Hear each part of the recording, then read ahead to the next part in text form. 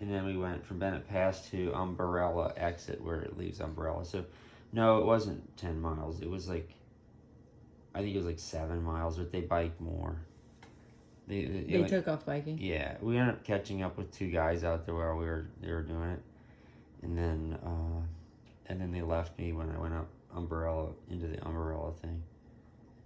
And when I got to the Umbrella aid station, there was like, I just got a little bit of stuff there, and then I headed up, and they didn't want to tell me because the lady's like, yeah, it's really hard section. Right here is really hard section. It takes forever. They didn't want to. They didn't want to tell me because they didn't.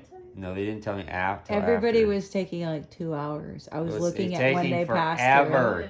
through. It takes forever. It's like you think, okay, like this is like okay.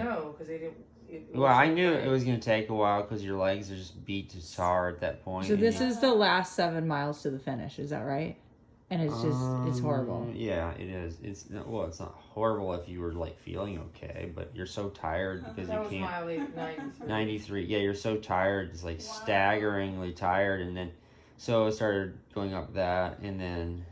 How long did it take you? You didn't do quite 2 hours, did you? It was actually pretty fast because I got chased by a couple of guys. Was a bit faster. So chased meaning that you didn't want to give up your position. Yeah, and they were coming after me pretty hungry.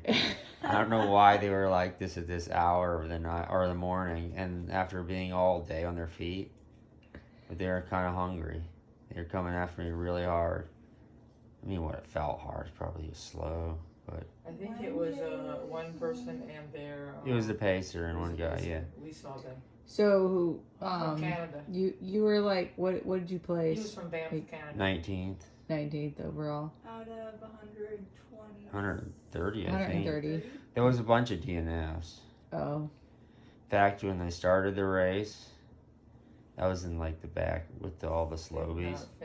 All the people that are worried about finishing the race with their poles out, and so I had to kind of navigate around all these poles, people with poles carrying, because I was so tired of them being in my face. So this is a new T-shirt. Yeah, let's see it. This is the race T-shirt. Because every time you get, I'm like, oh, John's got another T-shirt. They're a race T-shirt. The only way you buy T-shirts is if you run a 50 or 100 miles. That's like what? Yeah, dude. Is it in your bag? The cool. Somewhere in my vehicle. They gave you some cool swag. They gave me a hoodie too. Oh really? Oh. You should have to buy that. Gave it. It comes with the race, I think. Oh, okay. I need to hear that again. What? I said they were serving up instant mash, and I couldn't believe how good it was. They were putting broth in it, chicken broth in it. Dude, you were sick. Something is definitely wrong. You not wrong. believe how great those volunteers are. They are just fantastic out there. They have a real good sense of humor too. Tell us. They just do. They have a lot of fun. Some of those aid stations, like we came into it, and Patrick's like, it sounds like we're coming into a rave party up here. So are they they're just rocking and rolling all night long? Oh yeah, they are chatting it up. There's 5-6 people out there hanging out, chatting, people rolling in. There's hundreds of people out there. All night? All day, all night out there. All these pacers, all these crew people just rolling in all day, all night. So but aren't there like when you're out there running on the trail, you're probably isolated for miles. Do you ever get really isolated? Like just for miles by yourself? Yeah, but then you'll come across people. Like the photographer out there, I saw him so many times. He is just like doing so much work to get pictures. I mean, I came across him he was hiking like up this hill, and I'm like, man, you get a lot of exercise. And yeah, he's like, just like you. And then I saw him like in the morning at like 6 a.m. and I'm like, did you get any sleep? He's like, I took a nap. He's like, he's out there shooting shots at like 5 in the morning, 4 in the morning when the sun came up, when you're nearing the finish line. So did you run with people for like extensive periods of time? The first place female, I ran with her for a long time. I could not when I passed her, and then she just caught right back up to me. She was really good in climbs. And so I just ran with her for a long time, and then second place female caught up to us. And she was a really, really nice person. And then they were going pretty hard. They were getting kind of yeah, that was running Catherine. Yes, They were it was getting little. pretty competitive, first and second were, but they were being friendly, but there was still competitive element you could sense. Yeah, because they want to And win. then I didn't I tried to fill up my bladder in my pack without taking it out of the pack, and the guy put stuff in. I thought I had enough hydration in it, and it was low, so I ran this one section with him. When I got to the aid station, I was a little bit low on hydration, so I stopped and stocked up to the aid station, and they went through it super fast, and so I lost him there. So this was even tougher than the Cascade 100. Well, I could see that. It's not even close. Cascade's easy compared to this. Wow. Cascade's But- easy. Easy compared to this. Wait. It's not There even was close. smoke Even when you Tillamook were- Burn's harder than Cascade when you do the 3 days. Oh, really? Okay. Cascade's like the course is just, I mean, I know they say it's 12,000, but it's like, it's very, very subtle, easy to run, trails are wide open, there's nothing technical, there's hardly any rocks, there's a few roots here and there. It's so much easier, Cascade is. No fear of wildcats. You don't care if you die out there.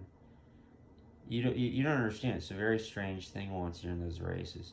You're in the middle of the woods in the middle of the night, and the only thing you don't have the same levels of body chemistry after you've been at it for that long. You can't feel those feelings.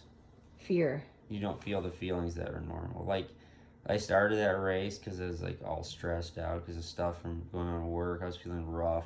Started that race, and by the time I was like, I don't even know, 5-10 miles in, I couldn't even have cared less. It was just gone. By the time I hit the end of that race, I thought I heard a noise behind me on one of the trails gun sight, and I turned around. Normally you'd get like a nice shock feeling. I mean, it did motivate me a little bit, but I didn't feel the adrenaline. That was like zero. What did you see? When Nothing you happened. There was no adrenaline. There's none left. The body is so drained when you're done out there that you can't have those feelings. Did you see? Those bad feelings don't even exist. The only feelings you have is pain and other feelings, but that like adrenaline and stress feelings pretty much don't exist. It's kind Did of you see amazing. something when you looked behind you? No, If you see something, say something. you don't care. Yeah. No, there was a noise which I looked at, but I didn't see anything. So no mountain lion. No eyes. Oh, good. No eyes, no. Just humans. Are you sure you don't need to sleep more? How long did you sleep? You got enough sleep on his right side. I think that your toe might look like it's turning black and blue. That's not a pretty long time ago. Oh, that's not new. No. Okay. His baseline. That's his baseline dinosaur. Terrible.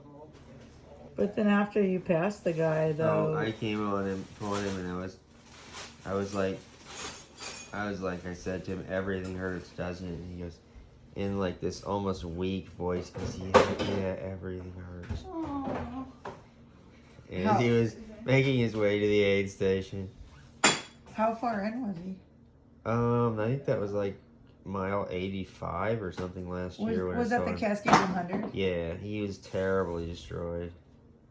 I mean, I was having my own issues of running well, but he was like On the stairs. on another level of pain. I don't know if he had like blisters or what, but yeah, I didn't have the heart to run past him. So you just walked for a while? Yeah, I walked past and I thought about it, and I was like, I could have done like a quicker shuffle past and got it through, but I was like, this guy's in so much pain. I mean, he probably wouldn't even have thought anything of it, but he was just in rough shape.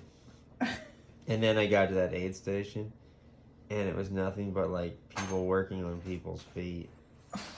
It was like medics bandaging people's blisters up, and there was like guys taking off their running shoes and running in sandals, like flip flops, And socks. like not flip flops, but it's the ones that go over the front, Yeah. and socks to try to get to the finish line. They had to go like 15 miles from that because their feet were so destroyed.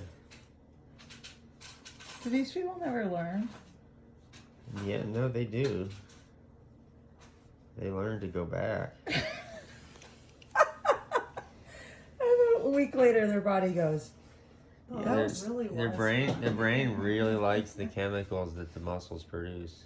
and then it says you need to go back and do Yeah, it. apparently the lactate and that your brain uses the lactate that the muscles produces. Where'd you get this? This is what somebody told me. I don't know I've if it's never true. heard this. Seems true to me. I think this is not true. I think it is. My brain has never said that was fun. I need to go back. Maybe you have to go more.